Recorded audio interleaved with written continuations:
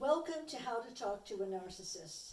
This is the third segment where we will focus on common complaints that bring couples into therapy. I'm Joan Lachkar, a psychotherapist in private practice in Sherman Oaks, an affiliate member of the New Center of Psychoanalysis, an author and publisher of many books, including The Narcissistic Borderline Couple, How to Talk to a Narcissist, How to Talk to a Borderline, Common Complaints that Bring Couples into Therapy, and numerous others that you can check out on Amazon.com. Let me just give you a little background for those of you who did not see the first two videos. As mentioned in my previous ones, this work started with my first book, The Narcissistic Borderline Couple, whereby I describe what happens when a narcissist and a borderline get together in a marital bond, or should I say a bind. How each one projects a negative feeling into the other, and how the other one tends to identify or over-identify with that which is being projected. I refer to this as the dance. These are interactions in couples that go on, round and round, like a rondo, that never really reach a conflict resolution. While writing the Narcissistic Borderline Couple book, I came to realize there's more than one kind of narcissist. There's the healthy narcissist, the pathological narcissist, the malignant narcissist, the obsessive-compulsive, the passive-aggressive one. There's just a whole slew of different kinds of narcissists. So I realized that there's been so much written about how to diagnose a narcissist, how to describe a narcissist, what are the dynamics of a narcissist, but as far as I know, very few have actually written about how to talk to one. So this motivated me to write the book, How to Talk to a Narcissist. So without sounding too narcissistic or grandiose myself, I originated two kinds of languages. The first is the language of empathology, to meet and match the mirroring and self-object needs of the narcissist. I also developed the second one called the language of dialectics, to meet the splitting needs of the borderline. Although I mentioned the borderline, which is a very common partner that the narcissist usually hooks up with, but the focus mainly is on narcissism. So here I had all these techniques, how to talk to them, how to listen to them, but when they do come into session, what do they talk about? Well, as some of you may have already guessed, the most common thing, it all comes down to one thing: complaints and complaints. So how do we listen to these plaints? I now turn now to Salman Akhtar, a psychoanalyst who wrote a book called Psychoanalytic Listening, where he describes 4 different ways of listening: objective listening, subjective, empathic listening, and introspective listening. He also adds silence and nonverbal communication. This led to listening is an endless task. I think Melanie Klein, more than anyone, in her pioneer work on object relations, has a different approach. She listens through the patient's negativity, through their projections, through projective identification. While Heinz Kohut, the originator of psychology, he listens through the lens of empathic attunement. Finally, Wilfred Bion, who is the champion of listening and thinking, refers to complaints as a form of evacuation, vomiting, like whistling without a tune. Complaints like, here's an example of a complaint without a complaint. Mrs. X is a 60-year-old actress. She complains of loneliness, is stressed, and does not ever heed to any advice therapists or friends or anyone gives to her.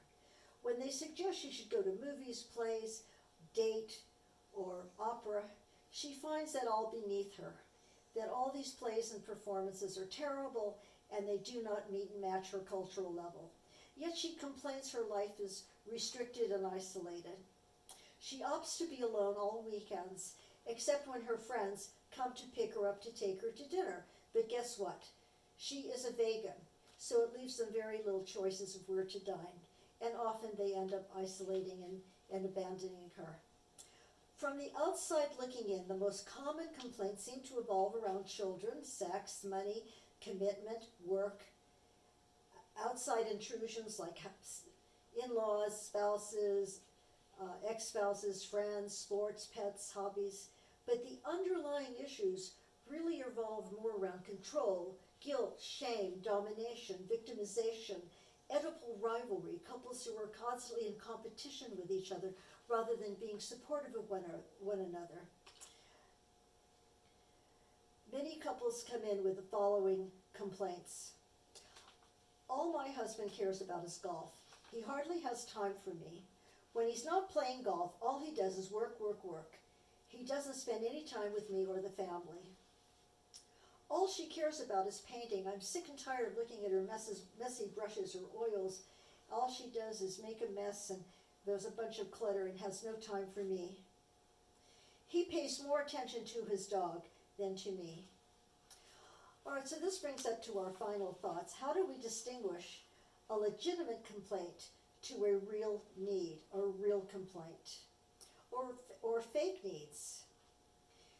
The following examples of legitimate complaints, please keep in mind these are subjective based on my clinical, personal, and professional experience. They are not the 10 Commandments, and they were not designed by Moses. It upsets me that you never want to celebrate holidays. It upsets me that you never sit down and have dinner with us. It upsets me that you dump me at the last minute and go out with your adult kids. It upsets me that you never make plans in advance or make a reservation. It upsets me that you let yourself get out of shape. It upsets me that you allow your mother to intrude into our relationship. It upsets me that you make decisions without me. It upsets me that you withhold money, time, and attention. And whenever I have a need, you gaslight me or stonewall me. Some of these complaints are not just for narcissists. I think they're universal, but you can see how it has applicability to different personality disorders. Some of the most common ones are sex and romance, money, time together. Why can't our romance be like it was before? The need to be perfect, the inability to take a criticism or take advice, inability to recognize real needs from a demand or nagging. My wife, all she does is nag, nag, nag. Entitlement. Because he or she is the breadwinner, he doesn't feel he has any obligation. Many of the issues are rivalry issues, competition. Instead of being supportive of one another, if one person has a better job, makes more money, instead of being supportive, that spouse will get in competition, which is related to unresolved Oedipal rivalry, Oedipal issues. Failing to keep promises, commitment, false hopes, dreams. Here's one that's very, very common, which is a major challenge for many of us in practice with treating couples. Infidelity, boredom, loss of attraction, growing apart, isolation.